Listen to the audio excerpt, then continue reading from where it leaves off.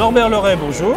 Bonjour Régis. Norbert, vous présidez au Destiné d'LVMH Japan depuis quelques années maintenant.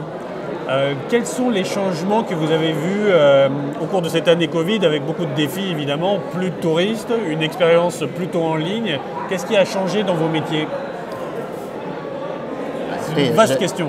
Non, la question est très intéressante et d'abord ce que j'aimerais dire c'est que dans les métiers donc, du luxe, dans les métiers donc, du retail en général et du luxe en particulier, en définitive on vit une année excellente, exceptionnellement bonne et c'est lié à plusieurs facteurs.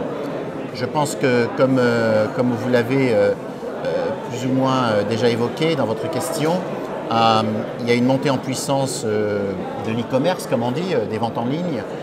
Donc ça c'est un premier point. Donc effectivement le fait que les gens se déplacent moins qu'avant entraîne des achats donc, effectués à partir de leur domicile. Mais au-delà de ce simple, je dirais, multiplicateur de la distribution, il y a également autre chose qui à mon avis est fondamentale, en particulier au Japon, c'est que je crois que, bon, d'une part les Japonais voyageant évidemment beaucoup moins qu'avant, ils dépensent localement beaucoup plus qu'avant. Et j'en prends pour exemple en fait la bonne santé de certains grands magasins en province, dans le Kyushu, en Hokkaido, ailleurs.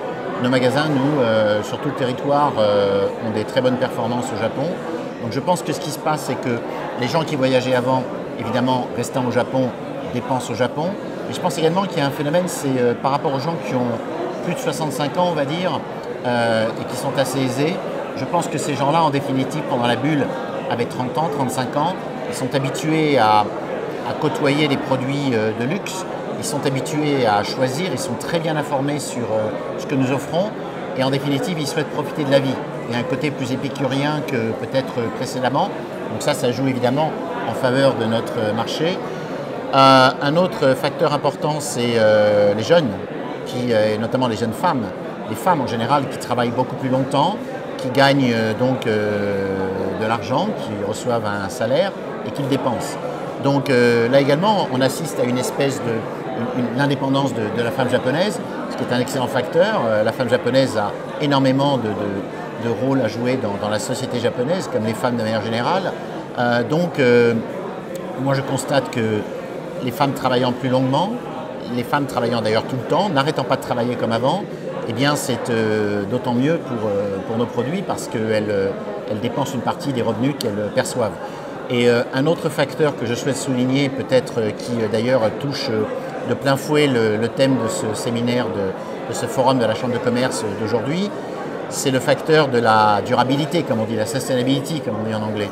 Alors ça, moi je vais vous dire, par le passé j'ai eu dans le domaine du retail d'autres expériences, notamment dans le domaine de la fast fashion, et je constate quelque chose de très clair, c'est qu'aujourd'hui les Japonais sont beaucoup plus concernés par l'écologie, l'environnement qu'avant.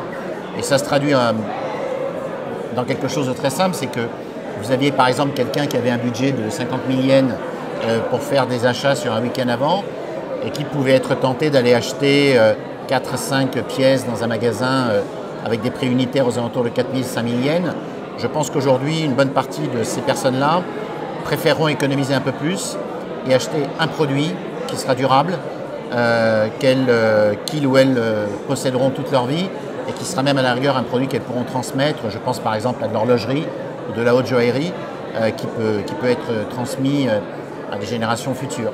Donc vous voyez, le fait de ne plus voyager, les personnes d'un certain âge qui ont un pouvoir d'achat élevé et qui souhaitent profiter de la vie et qui vont rester en vie longtemps parce qu'on vit vieux dans ce pays, on vit vieux et bien dans ce pays, longtemps.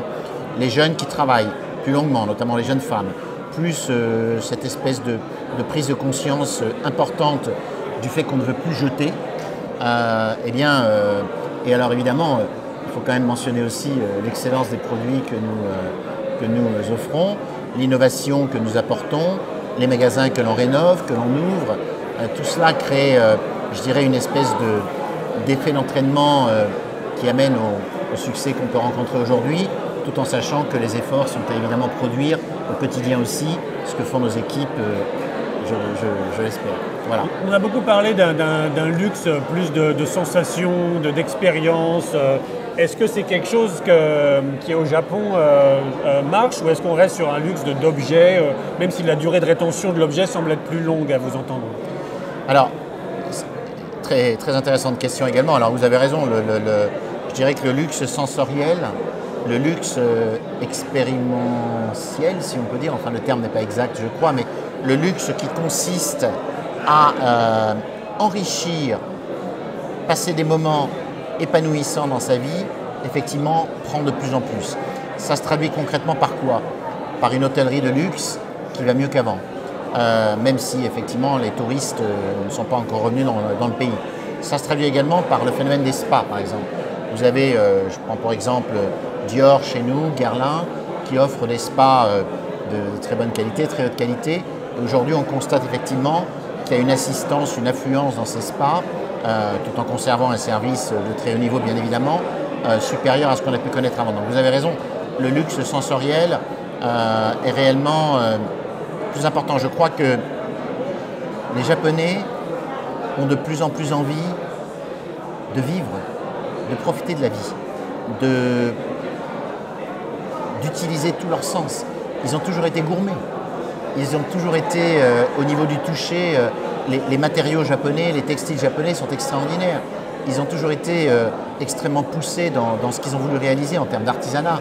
Mais je crois qu'aujourd'hui, ils ont également envie de conserver, ils ont également envie de ressentir encore plus qu'avant. Enfin, les Japonais sont connus comme étant des gens qui, au niveau de leur sens, ont développé les arts martiaux, la philosophie, la méditation, c'est quand même des valeurs très japonaises. Je crois que le luxe aujourd'hui, effectivement aujourd'hui, au niveau sensoriel, parle à ces valeurs. Et pour moi, alors évidemment, vu ce que je fais au quotidien, c'est facile pour moi de le dire, mais je pense que le luxe au Japon a eu depuis longtemps, là encore aujourd'hui, tous les jours, et encore devant soi, énormément de bons et merveilleux moments dans ce pays, vraiment. Alors justement, LVMH est aussi investisseur au Japon à travers Caterton par exemple. On a vu que, je crois, vous participez au redéveloppement autour de Tokyo, à Shibuya. Et pour moi, ça montre que même s'il y a une crise du modèle grand magasin et du retailing physique général, enfin, il y a une sorte de crise de conscience, il y a des recettes que vous allez apporter et qui vont peut-être faire bifurquer ce modèle ou le rendre plus pertinent.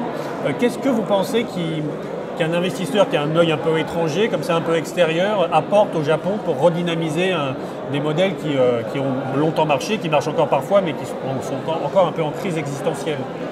Alors, vous avez raison, le côté investisseur, donc nous avons différents fonds pour investir au Japon. Et celui que vous citez, donc, qui s'appelle El Caterton Private Equity ou Real Estate, est un fonds effectivement important. C'est l'un des principaux fonds pour les biens de consommation et le real estate au monde. Nous sommes actionnaires donc, dans ce fonds de manière active. Et oui, vous avez raison, on a racheté. Assez engagé au Japon. Et assez engagé au Japon, absolument, tout à fait. Un exemple concret, c'est ce que nous avons annoncé il n'y a pas longtemps, donc il y a quelques mois, et donc on a créé avec le groupe Tokyu un consortium pour, comme vous l'avez mentionné, redévelopper le grand magasin donc, principal du groupe Tokyu à Shibuya, qui va être une opération qui va nous occuper pendant les 5-6 années à venir de manière passionnante. Quelque chose que nous avons réalisé aussi avec d'autres partenaires japonais, notamment le groupe J-Front, c'est le redéveloppement de Ginza Six à Ginza, et qui fonctionne. Donc oui, il y a des opportunités d'investissement dans l'immobilier au Japon intéressantes. Il y a la possibilité, je pense, nous arrivons un peu à un moment charnière de conversion de certains grands magasins, donc certains étages devront être modifiés, certains bâtiments vont devoir être reconstruits comme Tokyu, comme Ginza Six et d'autres. Donc ça nous intéresse beaucoup. Ce que nous pouvons apporter en dehors des fonds eux-mêmes, c'est effectivement une certaine connaissance de du management des marques, une certaine expérience dans le développement de ce que l'on peut appeler la désirabilité. Nous investissons dans des maisons parce que nous trouvons ces maisons capable d'avoir encore plus de désirabilité dans le futur. C'est ce qu'on a fait par exemple avec Tiffany il n'y a pas longtemps. Et donc vous avez raison, au Japon, nous investissons dans l'immobilier quand les cas sont évidemment justifiés.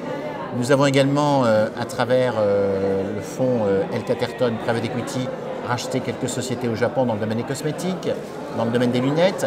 Et nous avons également avec Richard Geoffroy, qui était l'ancien maître de cave, maître de chez de Dom Pérignon, avec lui, parce que c'est son idée à l'origine, investi dans une entreprise de saké traditionnel à Toyama, la marque s'appelle Iwa. C'est une très belle aventure.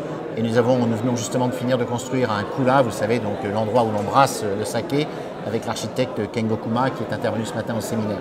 Donc oui, le Japon, c'est quoi? C'est plusieurs décennies de vie merveilleuse du luxe. C'est une population qui comprend les messages du luxe. C'est une population qui les comprend et qui les développe, qui les enrichit, qui les perpétue. Donc oui, que ce soit dans les investissements immobiliers, dans les investissements corporate, ou dans bien évidemment la gestion de nos maisons, nous on est extrêmement heureux d'être ici, comme dans d'autres pays du monde. Et moi je reste persuadé que vraiment, le plus beau reste à faire. Vraiment. Donc c'est juste une très belle vie. Voilà. Et merci de nous accompagner tous les uns et les autres avec nous dans cette merveilleuse aventure du luxe au Japon. Voilà Régis. Merci Norbert, à bientôt.